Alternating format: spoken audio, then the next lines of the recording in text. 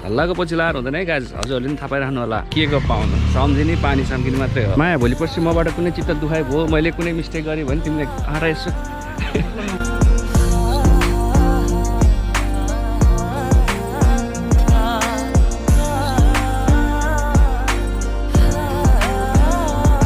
पहिला चाहिँ बाटो अलिक साङ्ग्रो सानोहरू थियो अझै यसरी गाडीहरू पनि आउने गर्छ है काली ओराली गर्दै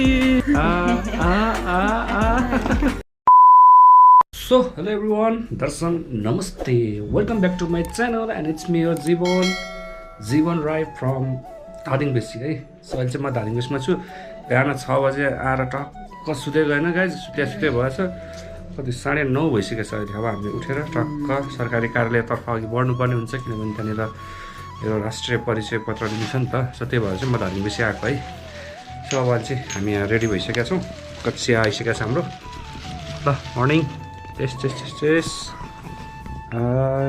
सही हो ल मर्निङ टाइमको ब्ल्याक टी मस्त हुँदो रहेछ गाइज यार यस्तो निदाइयो कि गाइज यस्तो थकाइ लागेको थियो रातभरि नसुती आएको है अनि आएर टक्क रुम खोजियो रुम खोज्दाखेरि त सब बन्द थियो कि बिहान आउँदाखेरि अनि त्यहाँ बोर्डमा एउटा नम्बर रहेछ सो नम्बरमा कल गरेर चम अनि हाम्रो होटलको साउजीलाई उठाएर अनि टक्क हामी यहाँ सुत्यो है नीलकण्ठ गेस्ट हाउसमा छु अहिले हामी यस yeah guys good morning from धादिङबेसी है एज यु क्यान सी टक्क छु म अहिले धादिङबेसी ल अब ढिलो नगरी हामी त्यहाँ काममा पुग्नुपर्ने हुन्छ है बाँकी कुरो बाटोमा गर्दै गर्नु है त सो हामी चाहिँ धादिङ चाहिँ मेरो राष्ट्रिय परिचय पत्र निस्किन्छ कि भनेर आएको है मैले केही महिना अगाडि फर्म भरेको थिएँ पेपर त आइसकेको थियो बट कार्ड चाहिँ आएको थिएन नि त अनि कतै बाहिरको टिकट र भिसा देखायो भने तुरुन्तै राष्ट्रिय परिचय पत्र पाउँछ भन्ने आशमा आएको गाइज बट त्यहाँ तल मेरो मिसेसको पनि फर्म भर्यो है उक्त फर्म भर्ने पसलमा चाहिँ पाउँदैन तपाईँको त्यही कागजले नै काम गर्छ कार्ड चाहिँ तपाईँले अहिले कुनै हालतमा पनि पाउनुहुन्न भन्नुभयो है बट अब के छ हेरौँ न मैले चाहिँ धेरैजनाले सुनेको थिएँ नि त तपाईँको भिसा लागेको भिसा र टिकट ओके भएको टिकट देखाउनु भयो भने तुरन्तै राष्ट्रिय परिचय पत्र दिन्छ भन्ने कुरो थाहा पाएर चाहिँ आएको बट इम्पोसिबल भन्ने खबर पाएँ अझै अब हाम्रो जिल्ला प्रशासन कार्यालयमा जानै बाँकी छ अनि यही मौकामा चाहिँ मेरो मिसेसको पनि राष्ट्रिय परिचय पत्रको फर्म भरिदिइराखौँ भनेर अनि उसलाई पनि लिएर आएको हो सो यो काम पनि गरौँ यसपछि फेरि लाइसेन्स पनि रिन्यू गरेर तुरन्त लाइसेन्स लिनु छ त्यसमा पनि मैले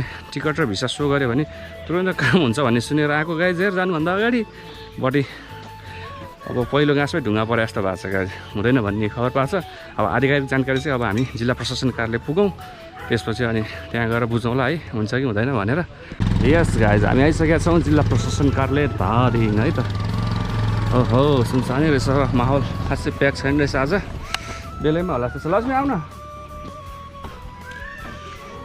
आएको बेलामा चाहिँ चट्ट उसको पनि अब राष्ट्रिय परिचय पत्रको फर्म भरिदिउँ र अब यसो जिल्ला प्रशासन कार्यालय पनि त देखाइदिनु पऱ्यो नि होइन अब उसले अस्ति मलाई ससुराली गाउँ घुमाएको थियो गाइज अब आज उसलाई अब आफ्नो गृह जिल्ला घुमाउँदैछु ऊ चाहिँ सेकेन्ड टाइम है धादिङमा आएको सो अब म त बाहिर गइहाल्छु अब यसपछि चाहिँ उसले अब बाबु नानीहरूको केही डकुमेन्टहरू बनाउनु पऱ्यो भने त ऊ आउनुपर्ने हुन्छ सो त्यही भएर चाहिँ हामी जिल्ला प्रशासन कार्यालय धादिङमा आइपुगेका छौँ है यता सो अब सरकारी कार्यालय हो भित्रको अब कन्टेन्टहरू त क्याप्चर गर्न नमिल्ला होइन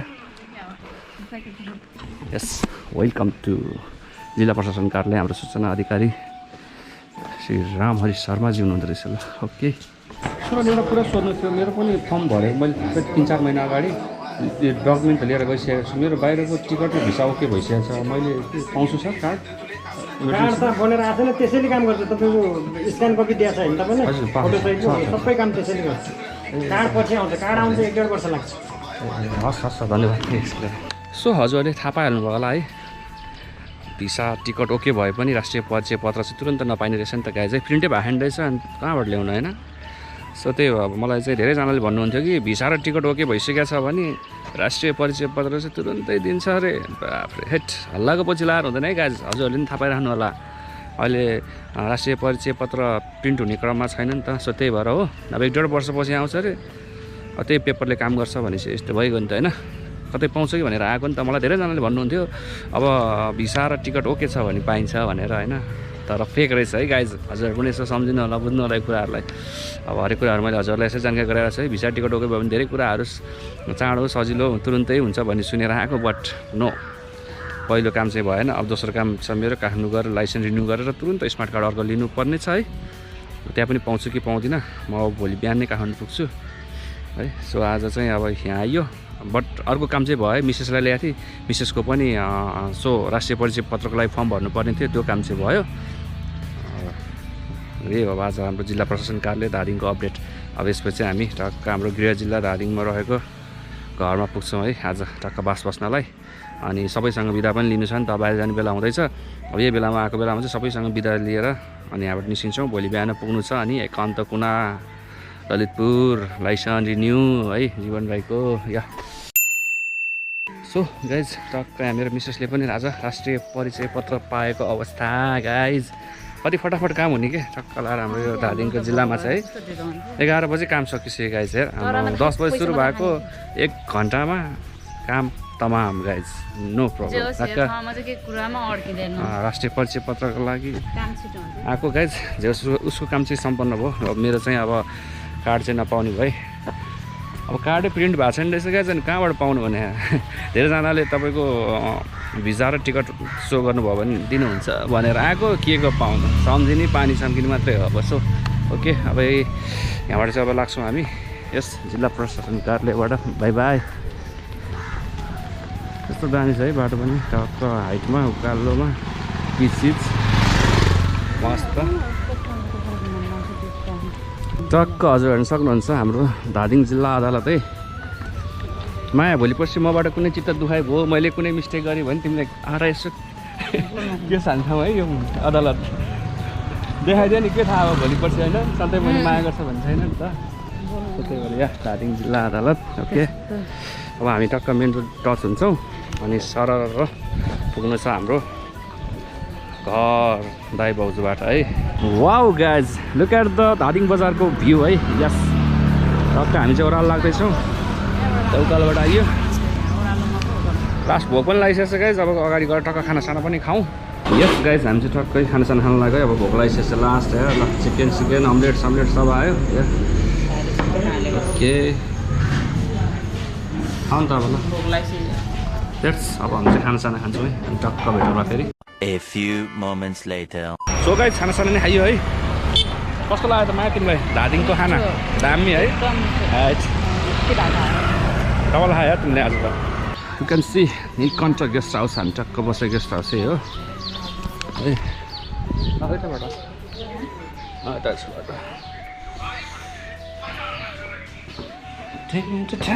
रुममा त एकछिन रेस्ट गर्नुपर्ने छ है।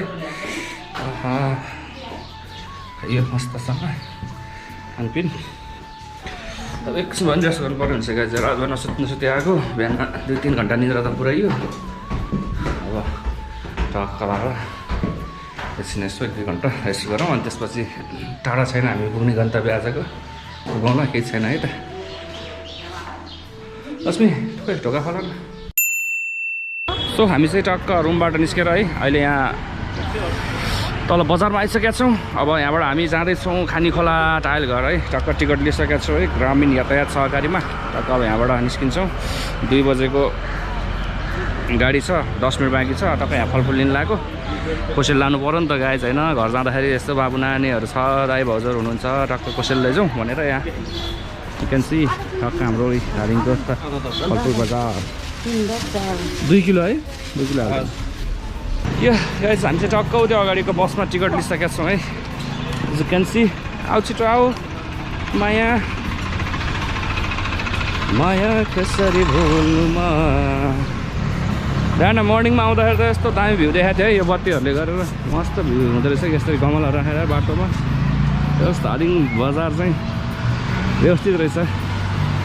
You can C. सो हामी चाहिँ अब पुच्छर बजारबाट निस्किनु लाग्यो है, 2:15 भइसकेको छ। हेरौँ कतिखेर हामीलाई खानीखोला टाइल घर पुऱ्याउँछ, टक्क हजुरलाई अपडेट गराउँला। गाइज बाटो हेर्नुहोस्, हाम्रो धादिङदेखि जाने बाटो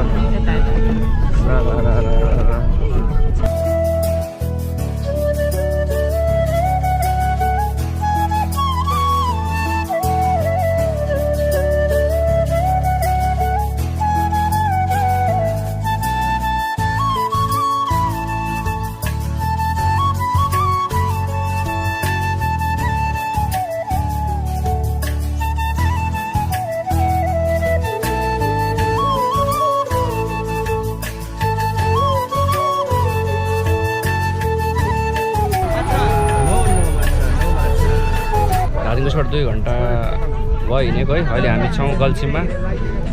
गल्छी आइपुगेका छौँ। अझै कति टाइम लाग्छ हेरौँ। सो गाइज अहिले हामी चाहिँ खाने खाना आइपुगेका छौँ। टक्क चिया लिँदैछु है मिल्क टीसँग। के लिँदैछु अरू चटर पटर है। अब यहाँबाट लगभग हामी टाइल घर चाहिँ एकदम नजिक छौँ झर्ने ठाउँ है। हामी त्यहाँ झर्छौँ अनि फेरि पैदल यात्रा सुरु हुन्छ हाम्रो गाउँको है त। तर अब चाहिँ एकछिन वेटिङमा छौँ यहाँ सबैजना।